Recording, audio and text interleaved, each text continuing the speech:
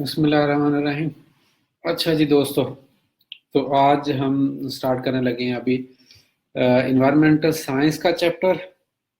तो सबसे पहले अच्छा ये चैप्टर काफ़ी इम्पोर्टेंट है और बहुत ज़्यादा आसान भी है। तो अभी जितने लोग भी मुझे देख रहे हैं काइंडली इसमें कोशिश करें कि वो साथ साथ रहें। इसमें साथ साथ मैं क्विज भी जो है वो कंडक्ट करूँगा। जो क्वेश्चंस ज़रा आसान से हैं वो हम कोशिश करेंगे कि इकट्ठे मिलकर उसको सॉल्व करें।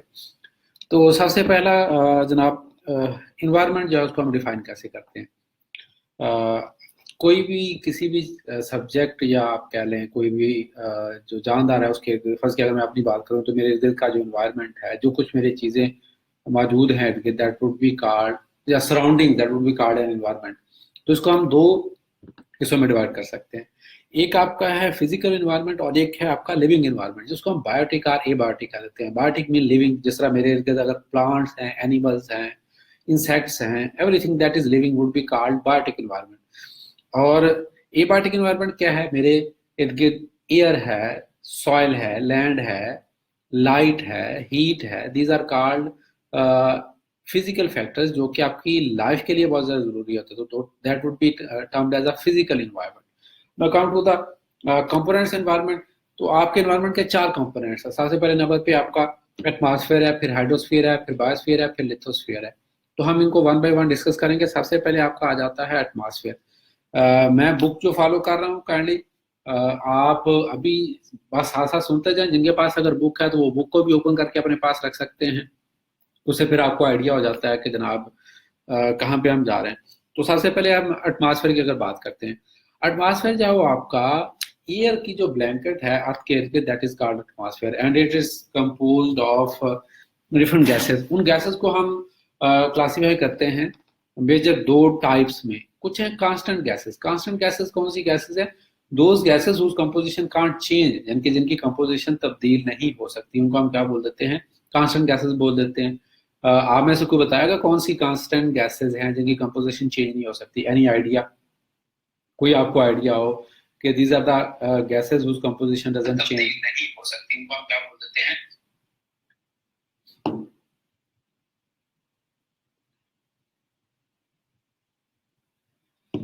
जी, जिन्होंने चलो लिख दिया, nitrogen and oxygen are the constant gases. इनकी कंपोजिशन चेंज नहीं होती। ये और इसके अलावा कुछ ट्रेस गैसेस भी है जिनको हम नोबल गैसेस बोल देते हैं, जैसे हीलियम, आर्गन, क्रिप्टॉन। ये जो गैसेस हैं ये भी अगर एयर के अंदर मौजूद हैं तो उनकी भी कंपोजिशन, और sorry I am changing over the composition, उनकी जो अमाउंट है वो चेंज नहीं होती। मिसाल के तौर पर जो नाइट्रोजन गैस है इट्स अराउंड 78%, और जो हमारी ऑक्सीजन गैस है 20.94%, या हम 21% को कह देते हैं। अली खान साहब, नोबल गैसेस के अलावा जो मेजर आपकी गैसेस हैं, जिस तरह आपकी नाइट्रोजन होगी और ऑक्सीजन है, वो भी आपकी कांस्टेंट गैसेस हैं, मतलब उनकी अमाउंट भी चेंज नहीं होती। उसके बाद कुछ ऐसी गैसेस है जिनकी अमाउंट चेंज होती रहती है, that are called variable gases. तो आप वेरिएबल गैसेस के अंदर आपकी सबसे जो मेजर है वो कार्बन डाइऑक्साइड है। इसकी जो अमाउंट है वो चेंज होती रहती है वक्त के साथ साथ। अच्छा, अब उसके बाद आप आ जाते हैं ट्रोपोस्फियर में। ट्रोपोस्फियर को हम चार डिफरेंट लेयर्स में डिवाइड करते हैं। आप में से जो लोग अवेलेबल हैं तो वो बता सकते हैं कि which is the first layer, what is the name of first layer? मैं तब तक आपको ये बताता हूँ कि आपके जो लेयर्स हैं उनको हम डिवाइड किसकी बेसिस पे करते हैं? टेम्परेचर चेंजेस की बुनियाद पर। ये जो चार लेयर हैं, पहली से दूसरी लेयर में जब जाते हैं तो टेम्परेचर आपका चेंज होता है। मतलब पहली लेयर में जैसे जैसे हम ऊपर जाते हैं टेम्परेचर कम हो रहा होता है। जैसे जैसे आप पहली से दूसरी में जाते हैं टेम्परेचर बढ़ना शुरू हो जाता है। फिर दूसरी से जब हम तीसरी में जाते हैं फिर टेम्परेचर कम होना शुरू हो जाता है। तीसरी से हम चौथी में जाते हैं फिर बढ़ना शुरू हो जाता है। तो टेम्परेचर जो है वो अल्टरनेटिवली चेंज हो रहा होता है। तो जो सबसे पहली लेयर है दैट इज कॉल्ड ट्रोपोस्फेयर। ये अर्थ के इर्द वो लेयर है जिसमें हम रह रहे हैं, in which we are actually currently existing. Lithosphere is no not a layer of atmosphere. Naveedur Rahman sahab, troposphere, या the first layer is called troposphere, जिसमें हम रह रहे हैं। The troposphere is the layer in which life exists. The troposphere is layer in which weather, climate exists. The troposphere is the layer in which normally major clouds are formed, जिसमें major आपकी mountains वगैरह सारी exist करती हैं। और ये around 12 kilometre इसकी आप हाइट कह सकते हैं। अर्थ की सरफेस से सी लेवल से अगर आप जाएं अप टू 12 किलोमीटर। थोड़ा बहुत वेरी भी करती है कुछ जगहों पे, लेकिन नॉर्मली हम कहते हैं एवरेज जो है अबाउट 12 किलोमीटर। अच्छा, अब जैसे जैसे आप हाइट पे जाते हैं, आपने ये चीज एक देखी होगी कि टेम्परेचर आपका डिक्रीज करता जाता है। जैसे गिलगित बल्तिस्तान में टेम्परेचर कम है, ये मैंने आपको चैप्टर 2 के अंदर बताया था कि आल्टीट्यूड, जैसे जैसे आप सतह जमीन से बुलंदी पे जाते हैं, सी लेवल से आप हाइट पे जाते हैं, आपका टेम्परेचर इंक्रीज करता है।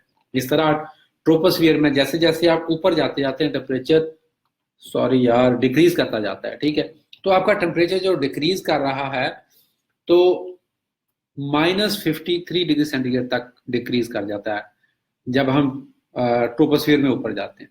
अच्छा, फिर उसके बाद एक जोन आ जाता है दैट इज का ट्रोपोपाज, जो कि आपका जिसमें जिसको हम ट्रांजिशन जोन कह सकते हैं, जिसमें जो है वो मिली जुली फीचर्स पाई जाती हैं ट्रोपोस्फियर की, और नेक्स्ट जो लेयर है स्ट्रेटोस्फियर की।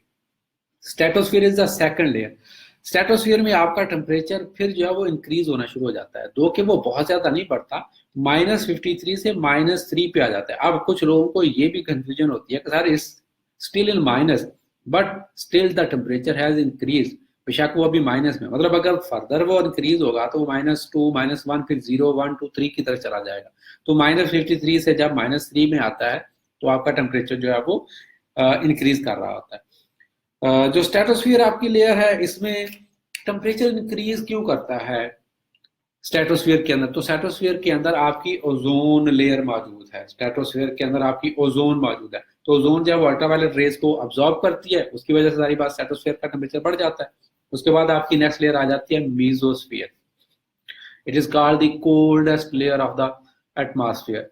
इसमें टेम्परेचर आपका -93 डिग्री सेंटीग्रेड तक डिक्रीज कर जाता है। और उसके बाद आपकी नेक्स्ट लेयर आ जाती है दैट इज कॉल्ड थर्मोस्फियर। अच्छा, मैं काइंडली इनकी हाइट्स नहीं बता रहा। मतलब मीजोस्फियर जो है ये 50 किलोमीटर से स्टार्ट होती है और अराउंड 80 किलोमीटर तक जाती है, और जब आपकी स्ट्रेटोस्फियर थी it runs about up to 50 kilometre. तो आपको इनकी हाइट्स भी याद रखनी है। और अगेन मैंने यहाँ पे आपको जिस तरह पहले बताया था, बुक के अंदर एक आपको डायग्राम दी हुई है। मेरा पेपर्स स्पेशली साइंस को प्रिपेयर करने की क्या स्ट्रेटजी है, मैं हमेशा उसके अंदर जो बुक्स हैं, टेबल्स हैं, जो चार्ट्स हैं, उनको फोकस करता हूँ। अब फर्स्ट किया मैंने अगर इस क्वेश्चन को प्रिपेयर करना है तो मैं अपने तमाम पॉइंट जो है वो इधर इस डायग्राम के साथ लिखता जाऊंगा। फर्स्ट किया अगर मैं ट्रोपोस्फियर की बात कर रहा हूँ तो मैं ट्रोपोस्फियर के रिलेटेड जितने भी पॉइंट्स हैं, जी लाइफ इसमें एग्जिस्ट करती है, जी -53 डिग्री सेंटीग्रेड इसमें टेम्परेचर हो जाता है, जी क्लाइमेट इसमें फॉर्मेशन होती है, जी वेदर फॉर्मेशन इसके अंदर हो जाती है। तो छोटे छोटे पॉइंट्स बना के इसमें लिखता जाऊंगा। तो जब मैंने रिवाइज करना होगा तो it will take very short time, मुझे सारा टेक्स्ट पढ़ने की जरूरत नहीं होगी, बल्कि मैं क्या करूंगा, सिर्फ इस डायग्राम को देखूंगा, इसमें से मुझे चीजें क्लियर होती जाएंगी। तो मैं था अभी मीजोस्फियर में। मीजोस्फियर 80 किलोमीटर तक इसकी हाइट है, और यहाँ पे टेम्परेचर आपका -93 डिग्री सेंटीग्रेड तक पहुंच जाता है। उसके बाद आपकी नेक्स्ट लेयर आ जाती है thermosphere. Why it is called thermo? Therm mean heat. अच्छा, कुछ लफ्ज के मीनिंग याद रखें। थर्म, ठीक है, हीट। अब यहाँ पे भी आपका वर्ड थर्म इस्तेमाल हो रहा है, उसका मतलब उसका कोई ना कोई ताल्लुक जो है वो आपका हीट से है। तो थर्मोस्फियर ऐसी लेयर है that is called the hottest layer. यहाँ पे टेम्परेचर 2000 डिग्री सेंटीग्रेड तक पहुंच जाता है। और उसके बाद एक्सोस्फियर है। एक्सोस्फियर में नॉर्मली कोई इक्का दुक्का कोई आपका एयर का पार्टिकल मौजूद हो सकता है, अदरवाइज इस टोटली आप करें कि आपकी एम्प्टी है। No, what's the importance of atmosphere? आपका जो एटमॉस्फेयर, सबसे पहले तो आप अगर बात करेंगे, देखें जी, ये ओजोन लेयर को जो क्या कर रहा है जी, आपका अब्जॉर्ब कर रहा है, ओजोन लेयर को रोकता है। ठीक, और सॉरी, ओजोन लेयर जो है वो अल्ट्रावायलेट रेडिएशन को रोकती है। तो जो आपकी ओजोन लेयर है वो आपकी लाइफ को सेव कर रही है। उसके बाद अगर आप देखें इसमें ऑक्सीजन मौजूद है। जो आपकी ऑक्सीजन है वो क्या करती है? ऑक्सीजन आपकी आपको लाइफ को सस्टेन करने के लिए बहुत जरूरी है। फिर इसमें कार्बन डाइऑक्साइड है। कार्बन डाइऑक्साइड जो है वो प्लांट्स उस कार्बन डाइऑक्साइड से फोटोसिंथेसिस करके फूड बनाते हैं, वो भी लाइफ को सस्टेन करने के लिए बहुत जरूरी है। फिर इसी एटमॉस्फेयर के अंदर आपके तमाम वेदर सिस्टम्स बनते हैं। वो जो आपके विंड करंट्स या विंड की मूवमेंट होती है, तो आपका वेदर, क्लाइमेट, हर चीज जो है इसी के मरहूने मेहनत है। तो that is the importance of atmosphere. अगर आपको छोटा सा क्वेश्चन आ जाए, what is the importance of atmosphere? The next is hydrosphere. जहां जहां पे भी लाइफ पे वाटर एग्जिस्ट करता है दैट इज कॉल्ड हाइड्रोस्फीयर। जो लोग मुझे देख रहे हैं उनसे भी क्वेश्चन है कि आप बता सकते हैं कि जो टोटल वाटर एग्जिस्ट करता है उसका कितने परसेंट जो है वो साल्ट वाटर है और कितने परसेंट फ्रेश वाटर है? मतलब जो हम पानी पी सकते हैं, फ्रेश वाटर जिसमें नमकियात नहीं होते, वो कितने परसेंट है? और जिसमें नमकियात हैं वो कितने परसेंट है। तो जनाब आपका 97% सॉल्ट वाटर है और आपका बाकी 3% सिर्फ टोटल 3% होता है total water available on the earth is fresh water. उस 3% का भी यहाँ पे मैंने एक बहुत ही प्यारी डायग्राम दी हुई है। इट्स 97। यहाँ पे ये मैंने एक बहुत ही प्यारी डायग्राम दी हुई है, अगर आप इस डायग्राम को देखें तो ये आपका आ गया, दिस इज टोटल, आप कहें जी टोटल वाटर, तो इसमें से 97% आपका साल्ट वाटर है। और इसमें अगर आप देखें तो थोड़ा सा ये जो एरिया शो किया हुआ है that is your fresh water. अगर इस फ्रेश वाटर को फिर आगे आप एक सर्कल बना लें तो उसमें से आपका ग्राउंड वाटर जो है वो 30% है और अराउंड 70% आपका जो फ्रोजन वाटर है। और ये जो आपके बड़े बड़े दरिया आपको नजर आते हैं, these makeup only 1% of that fresh water. ये फ्रेश वाटर का हार्डली 1% फॉर्म करते हैं। अच्छा, अब हाइड्रोस्फीयर इतना इंपॉर्टेंट नहीं है, इस पे हो सकता है आपकी छोटी सी एक डेफिनेशन। आज का important topic is water cycle, जो कि पिछले पेपर में पूछा भी जा चुका है और ये ध्यान लगता है। अब फर्स्ट की हाइड्रोस्फीयर की आप बात करते हैं। हाइड्रोस्फीयर में आपका वाटर साइकिल जो है दैट इज वेरी इंपॉर्टेंट। इसको हाइड्रोलॉजिक साइकिल भी बोलते हैं, वाटर साइकिल भी बोलते हैं। हाइड्रोलॉजिक साइकिल या वाटर साइकिल, तो वाटर साइकिल है क्या, मैं आपको सिंपली अगर आसान सी जुबान में आपको बताऊं।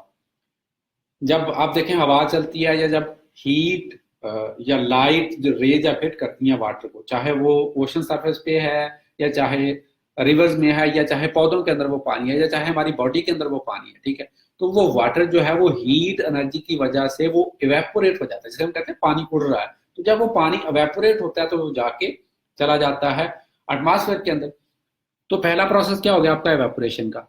अब एटमॉस्फेयर में जब वो वाटर वेपर्स चले गए तो वो वाटर वेपर्स, छोटे छोटे वाटर वेपर्स मिलकर ड्रॉपलेट्स के अंदर चेंज हो जाते हैं, छोटे छोटे पानी के ड्रॉप्स बना लेते हैं।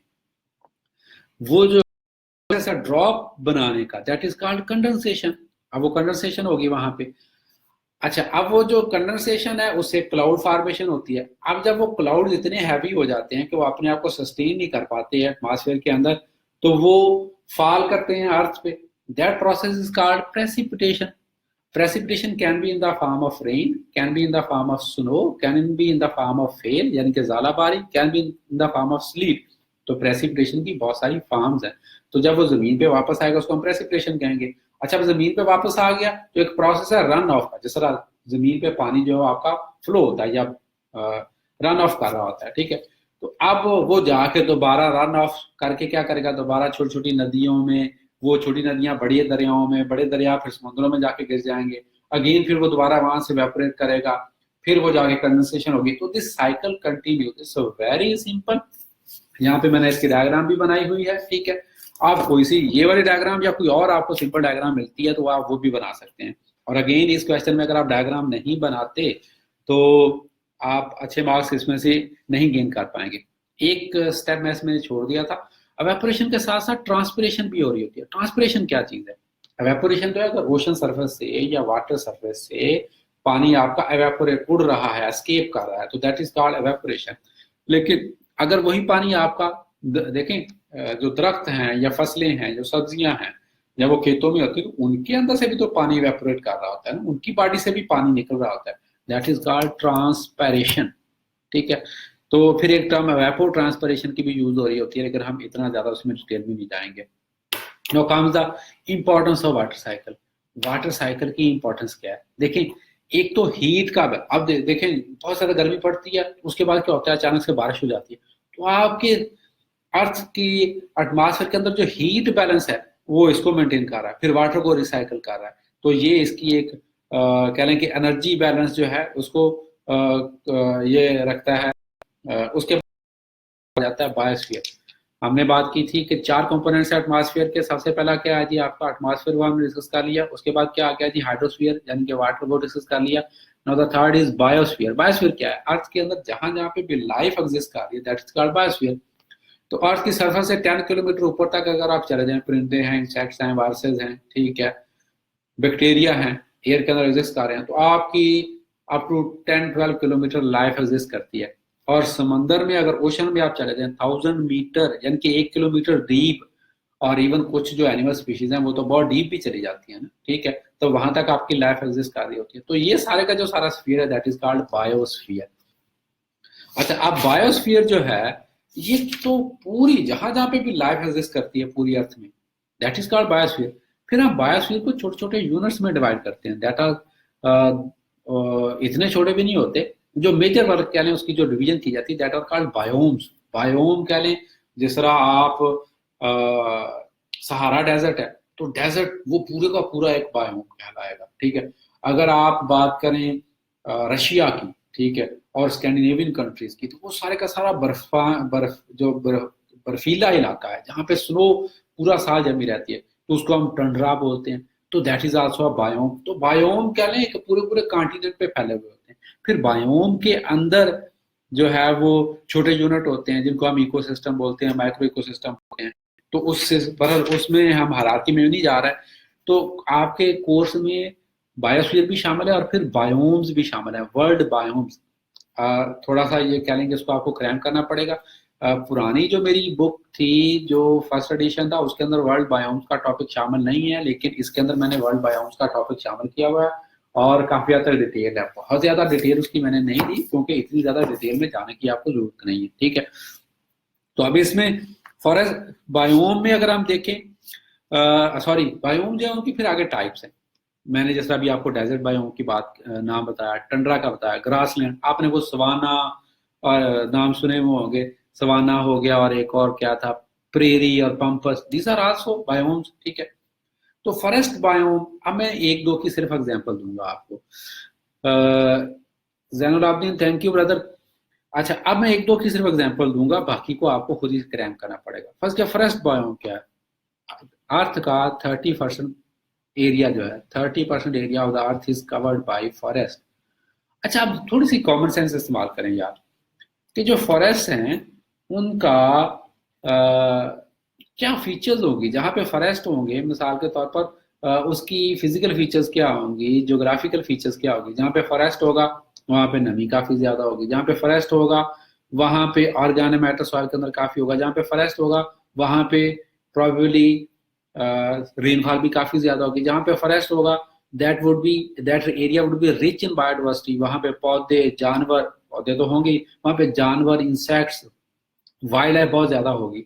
तो these are the general feature जो एग्जामिनर ने आपसे पूछनी है कि भी जी वहाँ पे जो फॉरेस्ट है, अगर फर्स्ट के टेम्परेचर ऑफ फॉरेस्ट बायोम की बात की जाए, जनरली हाई होते हैं लेकिन इतने ज्यादा हाई भी नहीं होते। कुछ कूलर एरिया के अंदर फॉरेस्ट को फिर हम फर्दर क्लासीफाई कर सकते हैं उनके क्या कह लें, टेम्परेचर की बेसिस पे भी। मुझे मतलब जो बहुत ही ठंडे फॉरेस्ट उनको तेगा फॉरेस्ट कह देते हैं। ट्रॉपिकल रेन फॉरेस्ट जहाँ पे रेन बहुत ज्यादा होती है, टेम्परेट जहाँ पे इतनी ज्यादा रेन नहीं होती, लेकिन ये बड़े ही लग्जूरियस किस्म के फॉरेस्ट होते हैं। तो आप इस तरह करके फॉरेस्ट जो है वो उनको, फॉरेस्ट बायोम की फीचर्स को आप तैयार कर सकते हैं। फिर अगर आप डेजर्ट की बात करें, डेजर्ट जो है, डेजर्ट नहीं सॉरी, डेजर्ट बायोम जो है, 20% ऑफ द एरिया जो है वो that is covered by desert biomes. तो इनमें से डेजर्ट बायोम्स की जनाब Bukti Sai, thank you thank you. Desert biomes को फर्दर हम डिवाइड कर सकते हैं ड्राई डेजर्ट्स के अंदर, सेमी एरिड डेजर्ट्स के अंदर, कोस्टल डेजर्ट्स के अंदर और कोल्ड डेजर्ट्स के अंदर। ड्राई डेजर्ट्स क्या है, जिस तरह आपका हमारा थार हो गया, मतलब ड्राई डेजर्ट ऐसा है कि जिसके अंदर आपका रेनफॉल जो है वो बहुत ही मिनिमम हो, कि वहां पे लाइफ का सस्टेन करना बहुत मुश्किल हो जाए। सेमी एरिड क्या है, जिस तरह हमारा पुठवार रीजन है, यानी कि ये पिंडी वाला हो गया, जेलम वाला, जहाँ पे ये इलाका सेमी एरिड एरिया कहलाता है, यानी कि जहाँ पे थोड़ी बहुत रेन होती हो लेकिन वहां पे बहुत ज्यादा जो है वो प्लांटेशन ना ग्रो कर सके, ठीक है। तो डेजर्ट के अंदर क्या है, सॉइल कवर बिल्कुल नहीं होता, सॉइल शैलो होती है। तो पौधे वहां पे कौन से होते हैं, सकुलेंट ऐसे प्लांट्स होते हैं जो कि ड्राइनेस को बर्दाश्त कर सकें, जो कि वाटर को कंजर्व कर सकें अपने अंदर, ठीक है। इस तरह एनिमल्स भी वहां पे ऐसे होंगे जो कि जिनके अंदर डॉर्मेंट होने की फीचर हो, जो कि जिनकी स्किन बहुत ज्यादा सख्त हो, जो ड्राई वेदर को बर्दाश्त कर सकें, ठीक है। जैनुल आबिदीन, अभी आवाज आ रही है आपको प्रॉपर? अभी कोई एक कमेंट मैंने देखा है जी, आवाज थोड़ी कट रही है। आप लोगों को अगर प्रॉपर अभी आवाज आ रही है तो काइंडली मुझे बताएं। तो ये मैं बात कर रहा था बायोम्स की। तो बायोम्स जो है वो आपके मेजर, तो फॉरेस्ट है, फिर डेजर्ट डेजर्ट बायोम है, फिर ग्रासलैंड बायोम है, फिर टंड्रा है, फिर उसके बाद एक्वाटिक बायोम है, जिस तरह यानी कि आपका जो समुद्रों के अंदर जितनी भी लाइफ पाई जाती है that would be termed as aquatic biome. तो ये हमारे बायोम्स को मैं डिटेल में इतना नहीं जा रहा क्योंकि उसको आपको क्रैम्प करना पड़ेगा। नेक्स्ट हमारा टॉपिक है जी environmental pollution. Thank you Naveed sahab, thank you. अच्छा अच्छा, अभी इन्वायरमेंटल पोल्यूशन, मैं अभी इन्वायरमेंटल पोल्यूशन अगर पेज 77 पे मैंने आपके लिए बड़ा ही आसान काम किया है। अगर आप पेज 77 पे देखें, ये वाला जो पेज है, आपके पास एक टेबल है, आपको मैंने चीजों को टेबल की फॉर्म में दे दिया है। अच्छा, अब आपके पास अगर पेपर में जो क्वेश्चन आ जाए, no you have the option, अगर 5 नंबर का सवाल है, आप जल्दी से ये छोटा सा टेबल बनाएं और उसमें चीजें लिख दें। लेकिन इट्स बेटर कि अगर आप इसको हेडिंग्स बना के लिखें। फर्ज किया अभी मैं, वाटर पोल्यूशन है क्या यार, इसकी डेफिनेशन कि आपका जो वाटर है अगर वो उसमें अनवांटेड सब्सटेंसेस आ जाए, मतलब उसमें अनवांटेड क्या है, अगर ह्यूमन फीकल मटीरियल आ जाए, जानवरों का फुजला आ जाए, उसके अंदर बहुत सारी ऐसी चीजें जो आपको नजर ही नहीं आ रही, माइक्रो ऑर्गेनिजम्स आ जाए, उसमें हैवी पार्टिकल आ जाए, उसके अंदर नाइट्रोजन फास्फोरस आ जाए, तो वो वाटर आपका क्या कहलाएगा। जिस तरह पाकिस्तान का पानी है, ये अब मुझे एग्जैक्ट फीचर तो नहीं याद, लेकिन पाकिस्तान का पानी बहुत ही ज्यादा पोल्यूटेड है, इसमें आर्सेनिक बहुत ज्यादा है, ठीक है। तो वो इस आप आर्सेनिक आपको आंख से तो नजर नहीं ना आएगी, देखने में तो आपको साफ पानी लग रहा होगा, लेकिन अगर आर्सेनिक क्या है, ये हैवी मेटल है, तो अगर जिसकी पानी के अंदर हैवी मेटल्स मौजूद है तो वो भी आपका क्या कहलाएगा, पोल्यूटेड वाटर कहलाएगा। तो the water that has contain undesirable constituents, मतलब कुछ तो डिजायरेबल भी है ना, अनडिजायरेबल कॉन्स्टिट्यूएंट, मतलब कैल्शियम होना चाहिए पानी के अंदर, मैग्नीशियम होना चाहिए, आपके लिए बेहतर है। फ्लोराइड भी अगर पानी के अंदर मौजूद है तो वो आपके लिए बेहतर है, ठीक है। तो इसीलिए तो जो हम ये जो बॉटल्ड वाटर है इसको हम मिनरल वाटर बोलते हैं, क्योंकि इसमें सर्टन मिनरल्स मौजूद होते हैं। ये बिल्कुल मतलब ऐसा प्योर वाटर नहीं होता, that we can't term it as a pure water. Pure water तो वो होगा ना जिसके अंदर कोई भी किसी किस्म का मिनरल मौजूद ना हो। तो अभी याद है वाटर पोल्यूटेंट कौन कौन से है। सबसे पहला पोल्यूटेंट है ऑर्गेनिक टाइप, ऑर्गेनिक मैटर, जिस तरह हो गया मतलब बायोलॉजिकल मटेरियल्स हो गए, पौधों की और जानवरों के फुजला जात, आप यार उसको आम जुबान में क्या लें, ठीक है। अब इससे क्या होगा, अगर ये पानी के अंदर मौजूद होंगे तो इनकी डिकम्पोजिशन होगी, जब डिकम्पोजिशन होगी तो वो पानी में से ऑक्सीजन को कम कर देंगे, जब ऑक्सीजन को कम कर देंगे तो जो पानी के अंदर मौजूद दूसरी लाइफ है उसकी डेथ होनी शुरू हो जाएगी, दैट वुड स्टार्ट डिप्लीटिंग। तो इसको हम कहते हैं ऑर्गेनिक मैटर। फिर आगे pathogens and microbial contaminants. Pathogens क्या है, डिजीज काजिंग ऑर्गेनिज्म, वो बैक्टीरिया हो सकता है, फंजाई हो सकती है, वायरसेस हो सकते हैं, शिजेला, साल्मोनेला, ठीक है, कॉलीफॉर्म, एस्केरेशिया। तो these are the different types of bacteria जो मैंने यहाँ पे उनके नाम लिखे हुए हैं। अब इससे क्या होगा, ये डिजीज काज करेंगे, ठीक है। जिससे आपको पैरासिटाइसिस हो सकती है, आपको डायरिया हो सकता है। डायरिया तो बड़ा फेमस है जो कि वाटर से आपको हो जाता है। फिर उसके बाद न्यूट्रिएंट्स, पानी के अंदर सर्टेन न्यूट्रिएंट्स आ जाते हैं जो कि पानी को पोल्यूट कर देते हैं। कौन कौन से न्यूट्रिएंट्स हैं, नाइट्रेट्स एंड फास्फेट्स, सबसे ज्यादा इंपॉर्टेंट। ये वो दो न्यूट्रिएंट्स हैं जो खादों के अंदर मौजूद होते हैं। नाइट्रेट नाइट्रोजन यूरिया के अंदर होती है, फास्फेट्स फास्फोरस डीएपी के अंदर होती है, ठीक है। तो ये जो आपके न्यूट्रिएंट्स हैं ये आपको जो है वो क्या कहते हैं, पानी के अंदर आ जाते हैं। कहाँ से आ जाते हैं, जारी बात फर्टिलाइजर इंडस्ट्री से आ सकते हैं। जब आप खेतों में खाद डालते हैं तो वहां से वो ग्राउंड वाटर के अंदर चले जाते हैं, या जो साइड पे कोई अगर लेक अवेलेबल है तो उसमें चले जाएंगे। तो उस लेक के अंदर अगर ये न्यूट्रिएंट्स चले जाएंगे तो नुकसान क्या होगा, क्योंकि ये न्यूट्रिएंट्स जो है वो ग्रोथ के लिए जरूरी है, इससे रिच ग्रोथ होती है। तो उस लेक के अंदर अगर न्यूट्रिएंट्स चले जाएंगे तो लेक के अंदर एलजी, दीज आर बोटेनिकली उसको हम प्लांट नहीं कहते, प्लांट लाइक ऑर्गेनिजम्स होते हैं एलजी, उनकी ग्रोथ हो जाएगी बहुत ज्यादा। तो हम कहते हैं एल्गल ब्लूम हो गया। तो वो आपकी पूरी की पूरी जो लेक है वो इनसे भर जाएगी। होगा उससे क्या कि लाइट की पेनिट्रेशन अंदर नहीं हो पाएगी और उसके अंदर इंटेंगल करके फिश की डेथ होना शुरू हो जाएगी। तो इट्स आल्सो हजार्डस। फिर उसके बाद है acid, alkali and non inorganic compound, sorry, acids and alkali, तेजाब और असास इसको हम कह रहे हैं, ठीक है। ये कहाँ से आएंगे, आपके एसिड और बेस इंडस्ट्री वगैरह से आ जाएंगे, ठीक है। या फिर इवन एसिड रेन जब होती है तो उसकी वजह से भी आ सकते हैं। और अगर आपकी लेक वाटर एसिडिक हो जाए तो सारी बात वहां पे लाइफ एग्जिस्ट नहीं कर सकती। फिर आपको अभी मैं आर्सेनिक एग्जांपल दे रहा था, तो lead, cadmium, zinc, copper, nickel, chromium, mercury, arsenic, these are called heavy metals. अगर ये आपके हैवी मेटल्स मौजूद हैं तो आपका जो वाटर है वो पीने के काबिल नहीं है। ये आपके लंग को, ये आपके लिवर को, ये आपके इम्यून सिस्टम को इफेक्ट करेगा। Can I have your attention, please? अभी The library will be closing in 30 minutes at 10 p.m. A section of the ground floor will become an after-hours zone after 10 p.m. for university students only. Thank you. Okay, thank you. अच्छा, अभी वो announcement हुई है library की तरफ से। मैं अभी यूनिवर्सिटी की लाइब्रेरी में बैठा हूँ कि जनाब 10 बजे लाइब्रेरी क्लोज हो जानी है। यहाँ पे अभी 9:30 के करीब टाइम हो गया है। तो आपसे मेरा जो टाइम है वो, I am sitting here for you people in the library. मेरे घर का नेट जो है वो आज प्रॉपरली वर्क नहीं कर रहा था, मैं तो आप लोगों के लिए स्पेशली लाइब्रेरी आया हुआ हूँ। अच्छा, बहरहाल खैर, अभी जो है वो मैं बात कर रहा था हैवी मेटल्स की। तो ये जो हैवी मेटल्स है, जारी बात है, ये बहुत ज़्यादा आपकी टॉक्सिक, ना सिर्फ आपके लिए बल्कि जो वाटर में मौजूद लाइफ है, जिस तरह सी लाइफ, जितनी भी मतलब फिश है या जो अदर एनिमल्स हैं, तो उनके लिए भी ये नुकसान है। फिर उसके बाद toxic organic compounds and micro organic pollutants, जिसमें जिस तरह डीडीटी हो गया, ये स्प्रे करते हैं जितने भी आप पेस्टिसाइड्स वगैरह हो गए, ठीक है।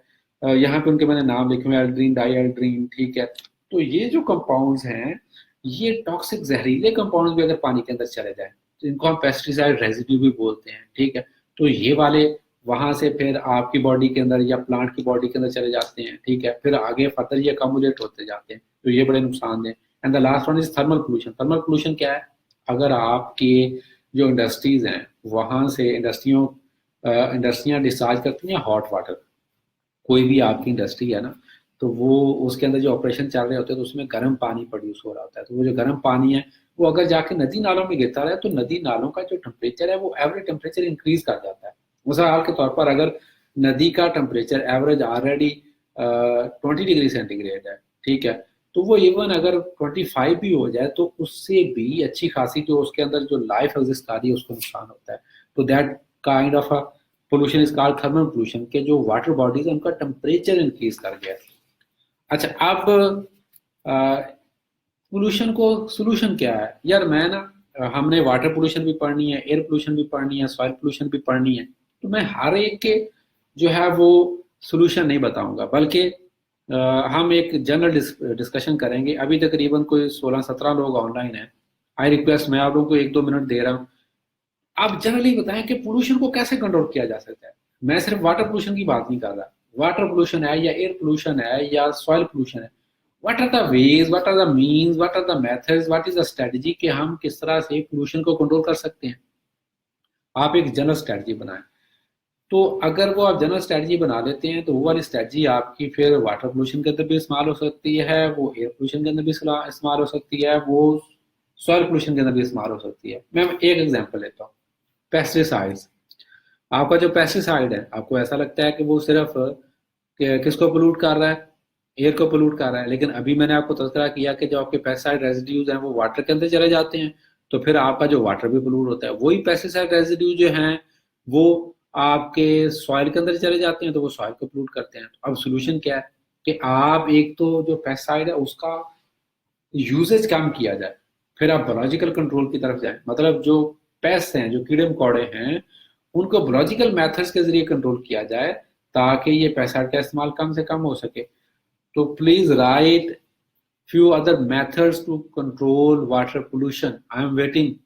जी नवीद साहब, CSS खान और अली खान, चंगेज फारूक, फाती मानो, what are the ways and means to control the water pollution? Just points में, छोटे छोटे पॉइंट्स में लिखते जाएं कि सर ये मेथड्स हैं जिससे हम वाटर पोल्यूशन कंट्रोल कर सकते हैं। I am waiting your response.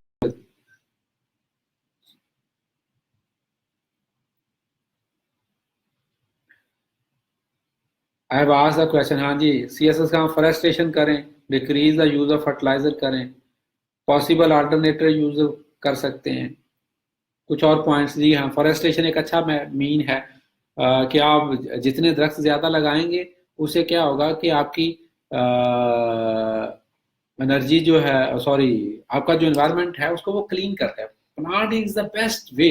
वो क्या करता है, सॉइल में से जो न्यूट्रिएंट्स उनको ऑब्जॉर्व करता जाता है स्टिल। लेकिन हम दो तीन चीजें, एक तो है कि हम पहले उनको रिड्यूस करें जहाँ पे यूजेस ज्यादा है, फिर उसके बाद है कि हम जो ऑलरेडी प्रोड्यूस हो चुका उसको हम वहां से खत्म कैसे कर सकते हैं। तो एनर्जी एक बहुत बड़ा है। अभी बैन ऑन इंडस्ट्रियल वेस्ट पे अली खान बैन नहीं कर सकते, आपने फूड भी खाना है, आपको प्लास्टिक भी चाहिए, आपको कपड़े भी चाहिए, तो आपका क्या मतलब है, इंडस्ट्रियां बंद कर दें? इंडस्ट्री बंद नहीं कर सकते, प्रैक्टिकल सोल्यूशन होना चाहिए, ठीक है। चलें, पर एक तो है कि जी प्रॉपर डिस्पोजल मैकेनिज्म होना चाहिए। ये जो हमारे यहाँ पाकिस्तान के अंदर होता है कि जनाब जो दिल किया, ना तो गाड़ियों के पोल्यूशन पे कंट्रोल है, ना इंडस्ट्री के पोल्यूशन पे कंट्रोल है, ना घर के पोल्यूशन पे कंट्रोल है, तो there must be a proper pollution control mechanism. फिर उसके बाद है रिन्यूएबल एनर्जी की तरफ जाएं। ये जो हमारी अभी न्यू गवर्नमेंट है, दो I am not a fan of PMLN, बल्कि मैं थोड़ा सा जो है वो, मेरे ख्याल में इनकी जो पॉलिसीज हैं स्पेशली इन्वायरमेंट के लिहाज से वो बड़ी खराब है। मतलब आप सारे के सारे कोल के प्लांट्स लगाते जा रहे हैं, ठीक है। तो कोल जो है वो तो ऑलरेडी आपके इन्वायरमेंट को तबाह कर रही है। चाइना जो है वो no, it is the biggest you can say alternative energy producer. वो इतनी स्पीड से लगा रहा है अल्टरनेटिव एनर्जी के प्लांट्स के, वो ऑलमोस्ट 20% आपकी अपनी जो एनर्जी है वो अल्टरनेटिव एनर्जी से मीट करने जा रहा है, ठीक है। तो वो कोल के प्लांट्स बंद कर रहा है और हम कोल के प्लांट्स लगाते जा रहे हैं। तो आपको अल्टरनेटिव एनर्जी की तरफ जाना है, मिसाल के तौर पर आपको सोलर या विंड टर्बाइन की तरफ जाना है, ठीक है। उसके बाद केमिकल्स की मैं पहले बात कर चुका हूँ, ये तो इस्तेमाल कम किया जाए, फिर इको फ्रेंडली केमिकल्स को इस्तेमाल किया जाए, फिर उसके बाद ऐसे केमिकल जिस तरह DDT बैन हो चुकी है, जो कि बहुत ज्यादा जिनका नुकसान है या जो बहुत ज्यादा देर तक स्टे करते हैं एनवायरनमेंट के अंदर, उनको टोटली बैन कर देना चाहिए, ठीक है। ये वाला हो गया तरीका। उसके बाद आपका नेक्स्ट आ गया जी, जो टॉक्सिक फ्यूम्स वगैरह प्रोड्यूस होते हैं इंडस्ट्री के अंदर, तो कोई फिल्टर्स वगैरह लगाने चाहिए। पानी जो है वो भी डायरेक्टली उस तरह से ना भेजें, उसको ट्रीट करके, एयर जो है उसको भी ट्रीट करके बाहर फेंकें। तो दीज आर डिफरेंट मेथड्स। बस अभी मैं नेक्स्ट पे आ रहा हूँ क्योंकि पहले टाइम बहुत ले रहा हूँ, हालांकि मैं कोशिश कर रहा हूँ जल्दी जल्दी गो थ्रू करूँ। ड्रिंकिंग वाटर क्वालिटी स्टैंडर्ड इतना इंपॉर्टेंट क्वेश्चन नहीं है, छोटी सी आपको डेफिनेशन का यार आइडिया होना चाहिए। अगर आप पानी की बॉटल पकड़े ना, नेस्ले की या कोई भी, तो आप उस पर देखेंगे उसके ऊपर ना सर्टन अमाउंट ऑफ न्यूट्रिएंट्स वगैरह लिखे हुए होंगे। मैं अगर मेरे पास यहाँ पे कोई बॉटल हो तो मैं आपको दिखा सकता हूँ, शायद उसके ऊपर मौजूद हो, ठीक है। तो उस पे अंदर क्या होता है कि जी फर्स्ट कि अगर इस बॉटल के अंदर भी देखें तो यहाँ पे नाम भी तो उन्होंने टेबल की शक्ल में लिखा हुआ होता है। तो होता क्या है कि बॉटल के ऊपर लिखा होता है कि जी इसमें अंदर कैल्शियम कितना है, जिसके अंदर मैग्नीशियम कितना है, जिसके अंदर टोटल सॉलिड्स कितने हैं, ठीक है। नॉर्मली तो जो है कि पानी के अंदर जो है वो मिनिमम जो हजार्डस सॉलिड्स हैं वो मिनिमम होने चाहिए, बट सर्टन जो मिनरल्स हैं उनका पानी के अंदर होना जरूरी है, क्योंकि अदरवाइज हमारी बॉडी के अंदर नमकियात की कमी हो जाएगी। तो इसलिए पानी के अंदर मिनरल्स होने जरूरी है। तो ड्रिंकिंग वाटर क्वालिटी स्टैंडर्ड्स दुनिया में ओवरऑल WHO के, वर्ल्ड हेल्थ ऑर्गेनाइजेशन के स्टैंडर्ड्स फॉलो किए जाते हैं। वो 1993 में बने थे। पाकिस्तान ने अपने स्टैंडर्ड भी बनाए हुए हैं 2008 में। WHO के स्टैंडर्ड्स हैं वो बाइंडिंग नहीं है, इसलिए तमाम कंट्रीज जो हैं कुछ उन्हीं को फॉलो कर लेते हैं, कुछ जो है वो फिर थोड़ा बहुत उनको मोल्ड करके। मिसाल के तौर पर जैसा भी मैंने सुना था कि इंटरनेशनली आर्सेनिक का जो लेवल है वो जो WHO ने डिफाइन किया वो बहुत कम है, लेकिन पाकिस्तान ने जो है उस लेवल को काफी ज्यादा बढ़ा के जो है वो इजाजत दी हुई कि इस लेवल तक आप पानी को इस्तेमाल कर सकते हैं। तो वो इंडस्ट्री को फेवर करने के लिए या वेस्ट इंडस्ट के लिए फिर उनको थोड़ा बहुत मोल्ड कर लिया जाता है। फिर आगे मैंने एक टेबल दिया हुआ है, इसको यार ज्यादा डिटेल में इसको याद करने की जरूरत नहीं है, रटा लगाने की जरूरत नहीं है। बस अब पानी का कलर क्या होना चाहिए जी, कलरलेस पानी होना चाहिए, ठीक है। टेस्ट उसमें कोई नहीं होनी चाहिए, ऑर्डर कोई नहीं होनी चाहिए, बैक्टीरिया उसमें कोई नहीं होना चाहिए, टोटल रिजॉल्व सॉलिड 1000 से लेस होने चाहिए, pH उसकी 6.5 टू 8.5 होनी चाहिए, कैल्शियम 200 मिलीग्राम पर लीटर तक होना चाहिए। तो अगर आप कोई 1 2 3 पॉइंट इसमें से याद कर लें जैसे जो आपको सिर्फ याद रह जाए, ठीक है। उसके बाद आपका नेक्स्ट अगर आ जाए तो हमारा एयर पोल्यूशन है। एयर पोल्यूशन में दो तरह के पोल्यूशन होते हैं, एक है प्राइमरी पोल्यूटेंट्स और दूसरे हैं सेकेंडरी पोल्यूटेंट्स। प्राइमरी पोल्यूटेंट्स कौन से हैं? प्राइमरी पोल्यूटेंट्स वो हैं जो डायरेक्टली एयर में जा रहे हैं, जिस तरह आपकी कार्बन मोनोऑक्साइड है, जिस तरह नाइट्रस ऑक्साइड है, जिस तरह सल्फर डाइऑक्साइड है या सल्फर ऑक्साइड्स हैं, ठीक है, जिस तरह डस्ट हो गया, जिस तरह लेड हो गया, ये जो डायरेक्टली एयर में जा रहे हैं this are called primary pollutants. लेकिन यही पोल्यूटेंट दोबारा एयर में जाकर फिर फर्दर कन्वर्ट हो जाते हैं किसी और किस्म के पोल्यूटेंट के अंदर, जिस तरह नाइट्रस ऑक्साइड, नाइट्रोजन के जितनी भी ऑक्साइड्स हैं या सल्फर की जितनी भी ऑक्साइड्स हैं वो एसिड्स के अंदर चेंज हो जाती है, सल्फ्यूरस एसिड या सल्फ्यूरिक एसिड में, नाइट्रिक एसिड के अंदर। तो वो जो आपका पोल्यूटेंट बनेगा वो आपका सेकेंडरी पोल्यूटेंट कहलाएगा। तो आप जो आपके पोल्यूटेंट्स हैं उनको दो किस्मों में डिवाइड कर सकते हैं, ठीक है। अब उसके बाद आपका आ गया जी काजेस ऑफ एयर पोल्यूशन। जल्दी जल्दी लिखेंगे जनाब, एयर पोल्यूशन के काजेस क्या हैं? Hurry up you people, just write what are the causes of air pollution. Otherwise फिर मैं तो बताता हूँ कि क्या क्या एयर पोल्यूशन के काजेज है। अब मैं ये इसलिए क्वेश्चन पूछ रहा हूँ यार आप लोगों को, क्योंकि these are very simple things, आप लोगों को इतना तो आइडिया होना चाहिए। तो ट्रांसपोर्टेशन व्हीकल से जो एग्जॉस्ट है वो आपका एयर पोल्यूशन का काज है। पावर स्टेशन यानी कि एनर्जी प्रोडक्शन जो है वो इसका काज है। एग्रीकल्चरल, घर में चेक करना बहुत मुश्किल है सीएसएस खान, हैवी मेटल्स को कैसे चेक करेंगे? फिर उसके बाद emission from factories and industries, industry या फैक्ट्री से जो एमिशन प्रोड्यूस हो रहा है, ठीक है वो ठीक है जी। Fossil fuels, chemical industry, aerosols, wild fire, volcanic activity और इंडोर एयर पोल्यूशन, तो ये आपके एयर पोल्यूशन है। फिर एक बहुत ही इंपॉर्टेंट चीज है जो कि आपके कौन कौन से मेजर एयर पोल्यूटेंट्स हैं, यहाँ पे टेबल दिया हुआ है, मैंने काजेज या फैक्टर्स लिख दिए, मैंने सिर्फ उनको बुलेट्स की शक्ल में लिखा हुआ है। काइंडली इन बुलेट्स को आपने देखना है कि आपका सवाल कितने नंबर का है। फर्स्ट अगर वो पूछ देता 10 नंबर का कि भाई जी what are the causes of air pollution, तो फिर ये 5-7 बुलेट्स जो हैं वहां पे सफिशिएंट नहीं होंगी। फिर आपको इनको आपने एक्सपैंड करना है। मैंने इनको एक्सपैंड इसलिए नहीं किया कि इट्स वेरी कॉमन सेंस कि यार किस तरह से फॉसल फ्यूल या ट्रांसपोर्टेशन किस तरह से आपकी एयर पोल्यूशन काज कर रही है। You have to expand this idea, ठीक है। आप ऐसे राइटिंग ऑफ सीएसएस का स्टूडेंट्स को इतना तो आइडिया होता ही है। इंडस्ट्रियल स्मोक, कौन कौन सी इंडस्ट्रीज हैं वो जो ज्यादा स्मोक प्रोड्यूस कर रही हैं, ठीक है, और कौन कौन से सिटीज के अंदर वो ज्यादा प्रोड्यूस कर रही हैं, कौन कौन सी गैसेस वो ज्यादा प्रोड्यूस कर रही हैं, तो आप उसको फिर एक्सपैंड कर सकते हैं। अब मेजर एयर पोल्यूटेंट्स कौन से हैं? एयर पोल्यूटेंट्स सबसे पहले कार्बन मोनोऑक्साइड है, फिर लेड है, फिर नाइट्रोजन डाइऑक्साइड है, फिर ओजोन है, ground level ozone, I have mentioned it clearly, ground level ozone. Then there particulate matter, sulphur dioxide, volatile organic compounds और माइक्रो ऑर्गेनिज्म। तो ये कोई 1 2 3 4 5 6 7 8 के करीब बनते हैं एयर पोल्यूटेंट्स। ये आपके कोर्स में शामिल है भाईजान, ठीक है। Can we give diagram in air pollution? Diagram कौन सी दोगे यार एयर पोल्यूशन की? हाँ वो प्राइमरी सेकेंडरी पोल्यूटेंट्स की बना सकते हो, लेकिन मेरे ख्याल में इतना मतलब जरूरी नहीं है। यहाँ पे कुछ जगह पे होता है कि डायग्राम बनाना बहुत जरूरी होता है। अब कार्बन मोनोऑक्साइड, कार्बन डाइऑक्साइड तो आपको पता है पौधों को जरूरी होती है फूड बनाने के लिए। कार्बन डाइऑक्साइड या कार्बन मोनोऑक्साइड प्रोड्यूस कहाँ पे होती है? जब हम चीजों को जलाते हैं तो वहां पे कार्बन डाइऑक्साइड प्रोड्यूस होती है। लेकिन वही जो जलने का प्रोसेस है, कंबस्टन का जो प्रोसेस है, अगर उसमें ऑक्सीजन की सप्लाई कम हो जाए तो कार्बन मोनोऑक्साइड प्रोड्यूस हो जाती है। इसकी मैं एक एग्जांपल लेता हूँ। रात को सोते वक्त घरों में देहात के अंदर कोयले घर में रख के जला दिए जाते हैं। अगर वो कोयले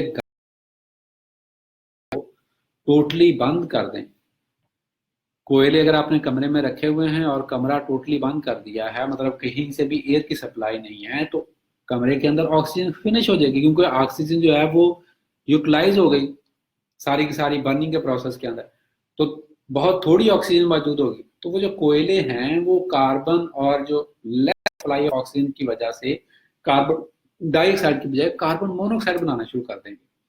तो जब ऑक्सीजन की सप्लाई कम होती है कंबस्टर में तो कार्बन मोनोऑक्साइड बनती है, और वो कार्बन मोनोऑक्साइड बहुत ज्यादा हजार्डस है। हमारी बॉडी के अंदर, ह्यूमन बॉडी के अंदर जाके रेड ब्लड सेल्स के साथ परमानेंटली बाइंड कर जाती है। जब वो परमानेंटली बाइंड कर जाती है तो रेड ब्लड सेल्स आपके ऑक्यूपाई हो जाते हैं, तो वो ऑक्सीजन को कैरी नहीं कर पाते। तो इस वजह से अगर कुछ लोग इस तरह डेथ भी हो जाती है कि जो लोग जो है वो अपने कोयले वगैरह खुले छोड़कर चले जाते हैं, मतलब वो कमरा बंद कर दिया टाइटली और कोयले जला दिए, ठीक है। तो मतलब ये बहुत ज्यादा हजार्डस है। फिर लेड हो गया। लेड तो आपका ज्यादातर ये जो व्हीकल्स वगैरह की पेट्रोल वगैरह जब बर्न होता है तो उसमें लेड मौजूद होता है।